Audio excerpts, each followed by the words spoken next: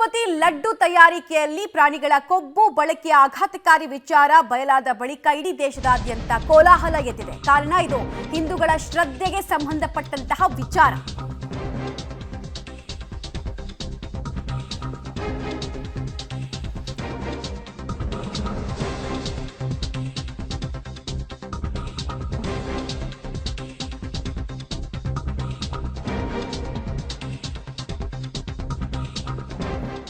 Vyalikaval TTD ದೇಗುಲಕ್ಕೆ tight ಸೆಕ್ಯೂರಿಟಿಯನ್ನು ಕೊಡಲಾಗಿದೆ. ಲಡ್ಡು ಪ್ರಸಾದದ ಬಗ್ಗೆ ಹಿಂದೂ ಸಂಘಟನೆಯ ಕಾರ್ಯಕರ್ತರು ಆಕ್ಷೇಪವನ್ನು ವ್ಯಕ್ತಪಡಿಸಿದ್ದಾರೆ. ಲಡ್ಡು ಸ್ವೀಕಾರ ಮಾಡದಂತೆ ಭಕ್ತರಿಗೆ ಹಿಂದೂ ಕಾರ್ಯಕರ್ತರು ಬಂದು ಮನವಿ ಮಾಡ್ತಾ ಇರುವಂತಹ ದೃಶ್ಯ ಕೂಡ ಕಂಡು ಬರ್ತಾ ಇದೆ. ಈ ಹಿನ್ನೆಲೆಯಲ್ಲಿ ಮುಂಜಾಗ್ರತಾ ಕ್ರಮವಾಗಿ ಪೊಲೀಸ್ ಭದ್ರತೆಯನ್ನ ಹೆಚ್ಚಳ ಮಾಡಲಾಗಿದೆ. ವಯಾಲಿಕಾವಲ್ನ ಟಿಟಿಡಿಗೆ ಅಪಾರ ಸಂಖ್ಯೆಯಲ್ಲಿ ಜನ ಬರ್ತಾರೆ. ಸೊ ವೀಕೆಂಡ್ ಸಂದರ್ಭ ಆಗಿರೋದ್ರಿಂದ ತುಂಬಾ ದೊಡ್ಡ ಸಂಖ್ಯೆಯಲ್ಲಿ ಕುಟುಂಬಸ್ಥರ ಜೊತೆಗೆ ಬರೋರಿಗೆ ಲಡ್ಡುವನ್ನ ಸ್ವೀಕಾರ ಮಾಡಬೇಡಿ ಅಂತ ಕಿವಿ ಮಾತನ್ನ ಹಿಂದೂ ಸಂಘಟನೆಯ ಕಾರ್ಯಕರ್ತರು ಹೇಳ್ತಾ ಇದ್ದಾರೆ. ಪ್ರಮುಖವಾಗಿ ಅವರು ಈ ರೀತಿ ಅನುಮಾನದ ಕನ್ನಡಕ ಹಾಕೊಳ್ಳೋದಕ್ಕೆ ಕಾರಣ ಬಯಲಾದಂತಹ ಅನೇಕ ಆಘಾತಕಾರಿ ಅಂಶಗಳು. ಲಡ್ಡು ತಿಂದು ಧರ್ಮಭ್ರಷ್ಟರಾಗ್ಬಿಡ್ತೀರಿ ಹುಷಾರ್ ಅನ್ನುವಂತಹ ಸೂಚನೆಯನ್ನ ಕೂಡ ಅಲ್ಲಲ್ಲಿ ಹಿಂದೂ ಸಂಘಟನೆ ಕಾರ್ಯಕರ್ತರು ಕೊಡ್ತಾ ಇದ್ದಾರಂತೆ. ತುಂಬಾ ಒಳ್ಳೇದಾಗಲ್ಲ ಅವ್ರಿಗೆ, ತಾತ್ಕಾಲಿಕವಾಗಿ ಮಾಡಿದ್ದಾರೆ. ಈಗ ಅವ್ರಿಗೆಲ್ಲ ಮುಂದೆ ಏನಾದ್ರು ದೇವರು ಭಗವಂತ ಕೊಟ್ಟೆ ಕೊಡ್ತಾರೆ. ಒಳ್ಳೇದು ಕೊಡ್ಲಿ ಅಂತ ತಾನೆ. ಒಳ್ಳೇದು ಮನಸ್ಸಿಗೆ ಶಾಂತಿಯಿಂದ ಬರುತ್ತೆ. ಈಗ ನಾವು ತಗೋಬೇಕು ಲಡ್ಡುನ, ಮನಸ್ಸು ಒಂಥರ ಇದಾಗಲ್ವಾ, ನೋವು ಬರಲ್ವಾ. ನಮ್ಮ ತಂದೆ ಕಾಲದಿಂದನೂ ನಾವು ದೇವ್ರ ಮೇಲೆ ಭಕ್ತಿ ಇದೆ.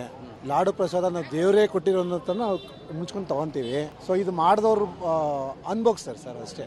ಇದು ತುಂಬಾ ಪವಿತ್ರವಾದಂಥದ್ದು. ಅದು ಮಾಡಬಾರ್ದಿತ್ತು, ಮಾಡಿದ್ದಾರೆ. ಸೊ ಅದು ಅವರು ಅನ್ಭೋಗಿಸ್ತಾರೆ ಸರ್. ಸರ್, ಇದು ನಮ್ಮ ಗಮನಕ್ಕೂ ಗೊತ್ತಿದೆ. ಬಟ್ ಈಗ ಆಗದೆ ಇರುವಂತ ಯಾವ್ದೋ ಶಕ್ತಿಗಳು ಈ ತರ ಅಪಪ್ರಚಾರ ಮಾಡ್ತಾ ಇದಾವೆ. ಇದು ಯಾವುದೂ ಆಗಿಲ್ಲ.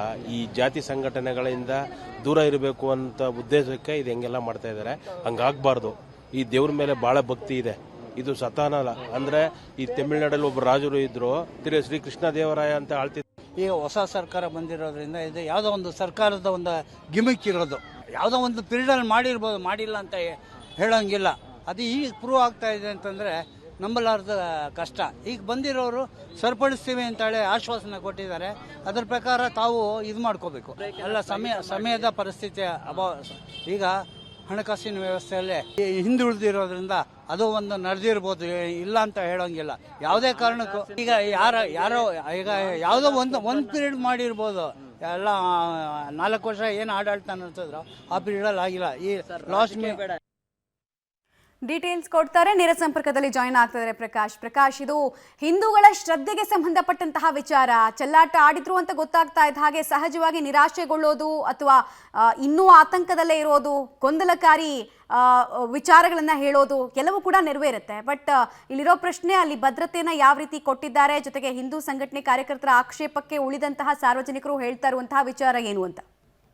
ಸಹಜವಾಗಿ ಹಿಂದೂ ಧಾರ್ಮಿಕ ಭಾವನೆಗಳಿಗೆ ಧಕ್ಕೆ ಆಗಿದೆ ಅಂತ ಹೇಳಿ ಸಾಕಷ್ಟು ಹಿಂದೂ ಸಂಘಟನೆಯ ಮುಖಂಡರುಗಳು ಕೂಡ ಆರೋಪವನ್ನ ಮಾಡ್ತಾ ಇದ್ರು. ಅದು ಕೂಡ ಪವಿತ್ರ ಲಡ್ಡುವಿನಲ್ಲಿ ಈ ರೀತಿಯ ಪ್ರಾಣಿಯ ಕೊಬ್ಬು ಮಿಶ್ರಣ ಮಾಡಿರುವಂತದ್ದು ನಿಜಕ್ಕೂ ಕೂಡ ಊಹೆ ಮಾಡೋದಕ್ಕೂ ಕೂಡ ಆಗೋದಿಲ್ಲ.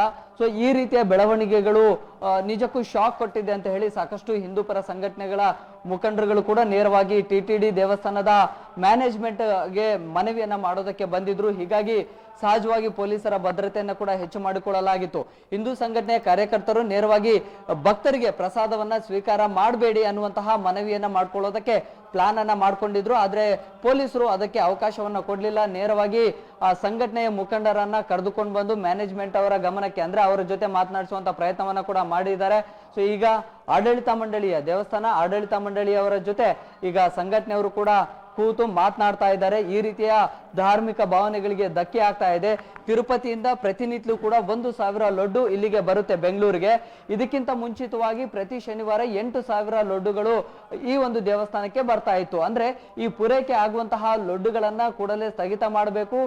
ಲ್ಯಾಬ್ನ ರಿಪೋರ್ಟ್ ಏನಿದೆ ಅದು ತಮ್ಮ ಗಮನಕ್ಕಿದ್ರು ಕೂಡ ಹಾಗೆ ಪೂರೈಕೆಯನ್ನ ಮಾಡ್ತಾ ಇದ್ರೆ ಅದನ್ನ ಸ್ಥಗಿತಗೊಳಿಸಬೇಕು ಅನ್ನುವಂತಹ ಮನವಿಯನ್ನ ಕೂಡ ಮಾಡ್ತಾ ಇದ್ದಾರೆ. ಒಂದೊಮ್ಮೆ ಏನಾದ್ರೂ ಇದು ಲಡ್ಡು ಸ್ಥಗಿತ ಆಗ್ಲಿಲ್ಲ, ಪೂರೈಕೆಯಲ್ಲಿ ಸ್ಥಗಿತ ಆಗ್ಲಿಲ್ಲ ಅಂತಂದ್ರೆ ಮುಂದಿನ ದಿನಗಳಲ್ಲಿ ದೇವಸ್ಥಾನದ ಮುಂಭಾಗದಲ್ಲಿ ಪ್ರತಿಭಟನೆಯನ್ನ ಮಾಡ್ತೀವಿ ದೊಡ್ಡ ಮಟ್ಟದಲ್ಲಿ ಅನ್ನುವಂತಹ ಎಚ್ಚರಿಕೆಯನ್ನ ಕೂಡ ಹಿಂದೂ ಸಂಘಟನೆಯ ಮುಖಂಡರುಗಳು ಈಗ ದೇವಸ್ಥಾನದ ಆಡಳಿತ ಮಂಡಳಿಯವರಿಗೆ ಕೊಟ್ಟಿರುವಂತದ್ದು. ಜೊತೆಗೆ ನೇರವಾಗಿ ಭಕ್ತರಿಗೇನೆ ಲಡ್ಡನ್ನ ಸ್ವೀಕಾರ ಮಾಡಬೇಡಿ ಅನ್ನುವಂತಹ ಮನವಿಯನ್ನ ಕೂಡ ಸಂಘಟನೆಯ ಮುಖಂಡರುಗಳು ಮಾಡ್ಕೊಳ್ತಾ ಇರುವಂತದ್ದು. ಈಗಾಗಲೇ ಪೊಲೀಸರ ಭದ್ರತೆಯನ್ನ ಕೂಡ ಹೆಚ್ಚು ಮಾಡಿಕೊಳ್ಳಲಾಗಿತ್ತು.